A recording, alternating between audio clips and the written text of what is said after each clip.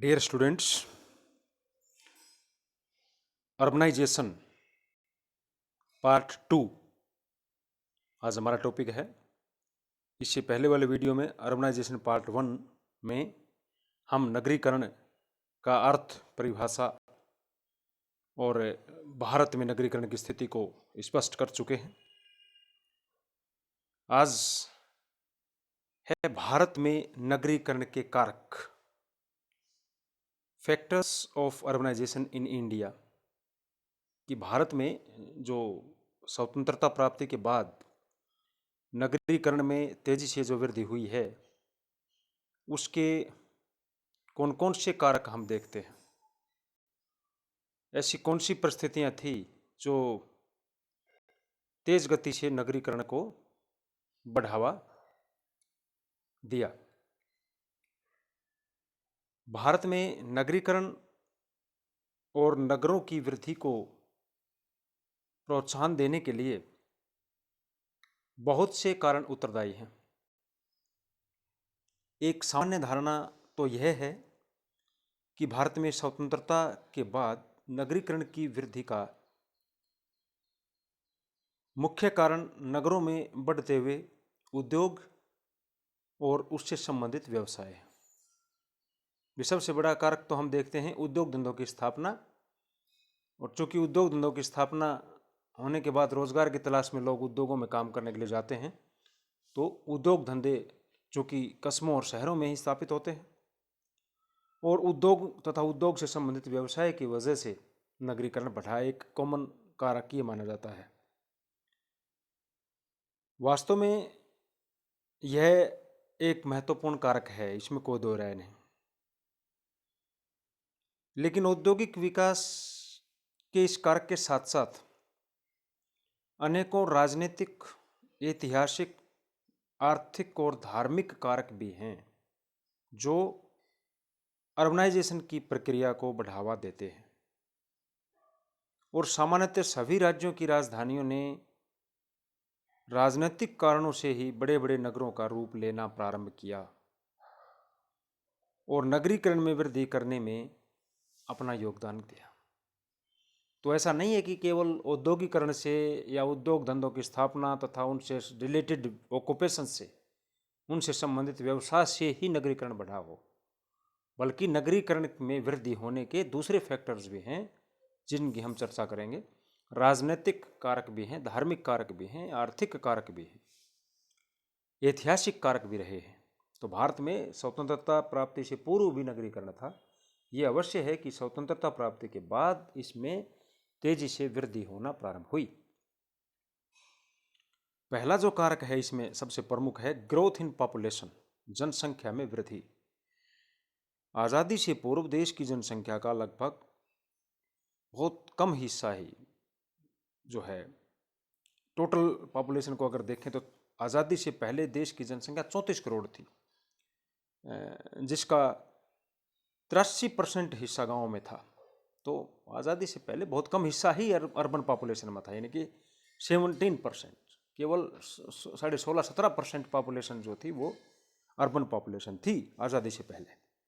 और तेज गति से जनसंख्या वृद्धि के परिणाम स्वरूप कृषि पर जनसंख्या का दबाव बढ़ने लगा और इस दशा में जनसंख्या की आवश्यकताओं को पूरा करना मुश्किल हो गया। और उस की प्रतिक्रिया स्वरूप ही या डेवलपमेंट की प्रक्रिया में, विकास की प्रक्रिया में, देश आज़ाद होने के बाद में विकास की गति पर दौड़ा, तो तब उद्योग धंधों की स्थापना हुई, जिससे कि ग्रामीण जनसंख्या का एक बड़ा भाग जो है नगरों की तरफ प्रवास करना आरंभ हुआ। भाई एग्रीकल्चर के ऊपर प्रेशर बढ़ गया। पॉपुलेशन जो कृषि प्रधान देश था भारत, हम शुरू से सुनते आए हैं, तो कृषि के ऊपर ज़्यादा दबाव बढ़ने से जनसंख्या का उद्योग धंधों की स्थापना की प्रक्रिया स्वरूप और लोग जो है शहरों की तरफ पलायन हुआ, प्रवास हुआ। दूसरा जो कारक इसमें देखते हैं इंडस्ट्रियल डेवलपमेंट, स्वाभाविक है, जिसके ऊपर चर्चा हुई है। औद्योगिक विकास के परिणाम स्वरूप विभिन्न देशों में, विभिन्न क्षेत्रों में उत्पादन बढ़ता गया और नगरीय उद्योगों में काम करने के लिए श्रमिकों की आवश्यकता अनुभव हुई और उसके परिणाम स्वरूप ही ग्रामीण जनसंख्या का एक बड़ा भाग जो है रोजगार के लिए नगरों की तरफ बढ़ा।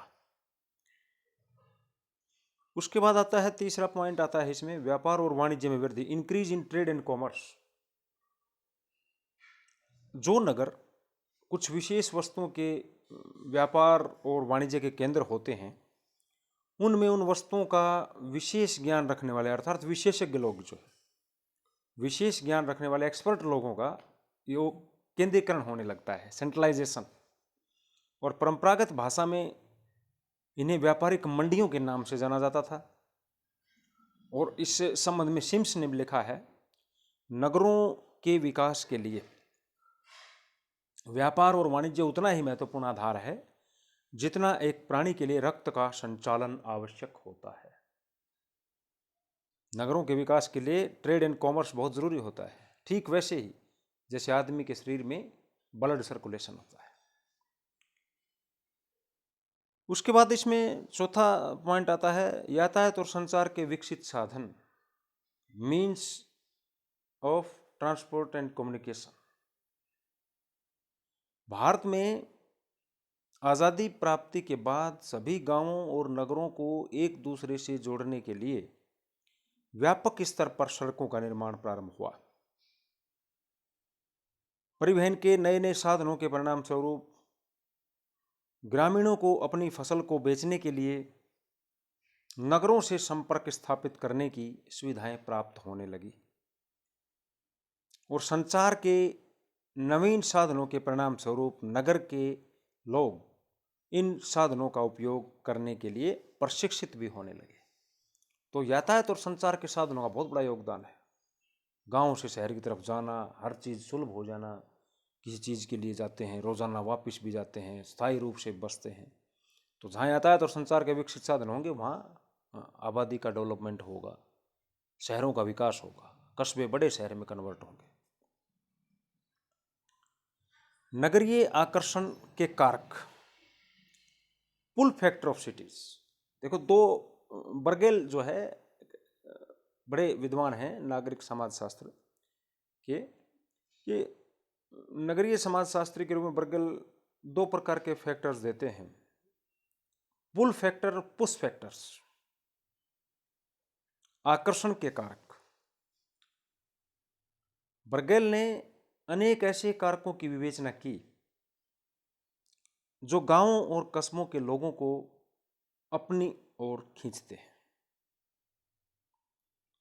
बड़ी शहर के ऐसे ऐसे ऐसे कारकों की चर्चा की है बर्गेल ने जो ग्रामीण लोगों को और छोटे कस्बे के लोगों को अपनी तरफ खींचते हैं। वो कारक कौन से हैं?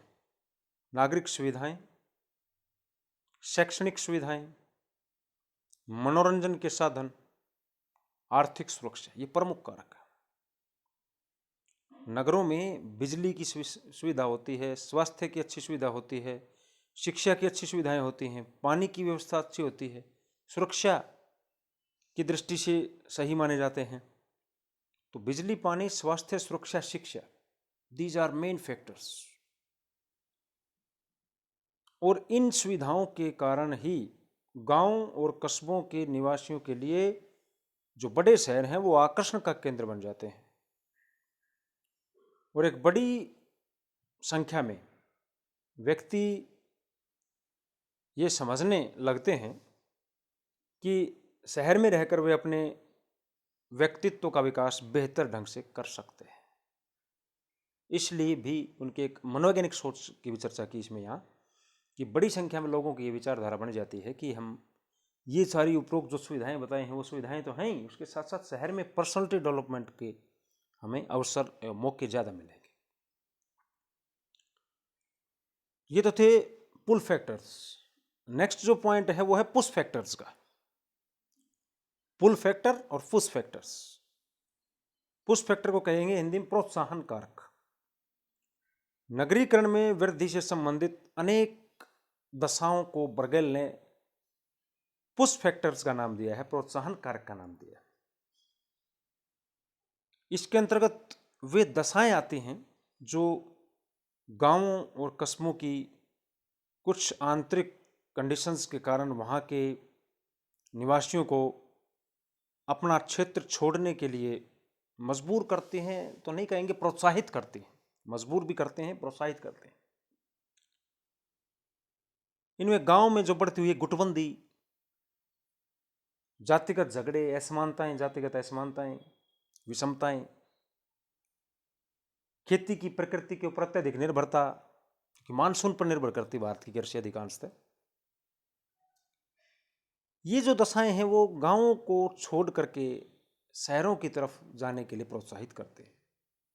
व्यक्ति के पास इतनी आमदनी होती नहीं है, कृषि एक जुआ जैसा गेम हो गई है आजकल मानसून के चलते, अत्यधिक निर्भरता है प्रकृति पर उसकी, जातिगत झगड़े, गुटबंदी, है ना, भू निष्करण की समस्या, और ग्रामीणों के नातेदारों की सलाह, जो ऐसे ग्रामीण नातेदार जो ऐसे नातेदार जो शहरों में रहते हैं, भाई सभी गांव वालों के कोई ना कोई रिश्तेदार नातेदार जो है शहरों में रहते हैं, उनकी सलाह भी महत्वपूर्ण फैक्टर जो है होता है, महत्वपूर्ण रोल अदा करती है।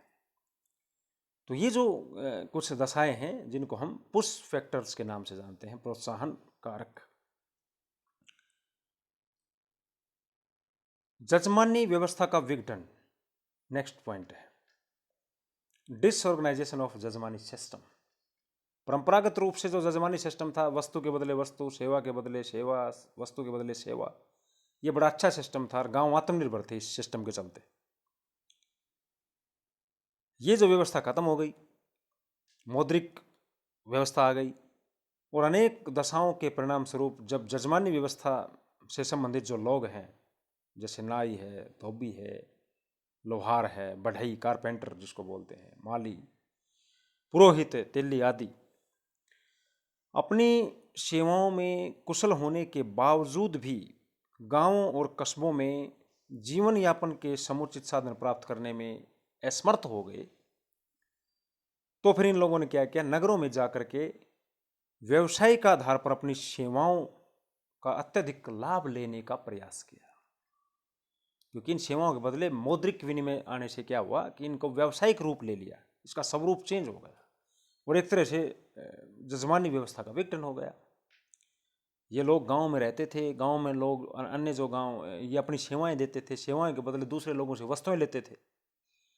तो जब जीवन यापन के समुचित साधन इनको उपलब्ध नहीं हो पाया, अर्थात जो थोड़ी कठिनाई होने लगी, तो इन लोगों ने भी शहरों की तरफ पलायन शुरू किया और अपनी जो सेवाओं के बदले अत्यधिक लाभ प्राप्त करने की मंशा सब में होती है, अत्यधिक लाभ प्राप्त करने की इच्छा। तो ये कंडीशन भी नगरीकरण के विकास का एक प्रमुख कारक सिद्ध हुई। इसमें अंतिम है पॉलिटिकल फैक्टर्स, राजनीतिक कारक। लोकतांत्रिक व्यवस्था में बहुत से लोगों को उन नगरों में विकास के अधिक अवसर प्राप्त हो जाते हैं जो राजनीतिक क्रियाओं के केंद्र होते हैं। ऐसे नगर जहां अवसर ज़्यादा होते हैं वहां नगरीकरण की प्रबलता बढ़ती है। अनेक छोटे छोटे कस्बों में रहने वाले लोग उन बड़े नगरों में आकर के बसना ज़्यादा उपयोगी मानते हैं जो किसी भी राज्य की राजधानी के रूप में होते हैं। तो राजनीतिक केंद्र बताया ना ऊपर, राजनीतिक केंद्र के रूप में जो विख्यात था राजधानियाँ, तो किसी भी स्टेट की राजधानियाँ, तो वहाँ पर जाकर के एक केंद्रीकरण होता है पॉपुलेशन का। राजनीतिक कारकों का प्रभाव इसी तथ्य से स्पष्ट हो जाता है कि भारत में सामान्य नगरों की तुलना में उन नगरों की जनसंख्या में ज़्यादा वृद्धि हुई है जो प्रदेश अथवा केंद्र की राजधानियों के रूप में थे। यानी जो सामान्य कस्बे और सामान्य शहर हैं उनकी अपेक्षा उन शहरों की, उन नगरों की जनसंख्या ज़्यादा बड़ी है जो किसी स्टेट की राजधानी है। स्वाभाविक है। तो राजनीतिक कारक भी बड़ा रोल अदा करते हैं, भूमिका निभाते हैं। तो ये कुछ कारक थे या दशाएं थी जिनकी वजह से गांव और कस्बों से लोग जो है प्रवास करते हैं, शहरों की तरफ बढ़ते हैं शिक्षा, रोजगार इत्यादि की तलाश में। तो ये नगरीकरण के कुछ प्रमुख कारक थे। नेक्स्ट वीडियो में पार्ट 3 में देखेंगे नगरीकरण के परिणाम। Thank you.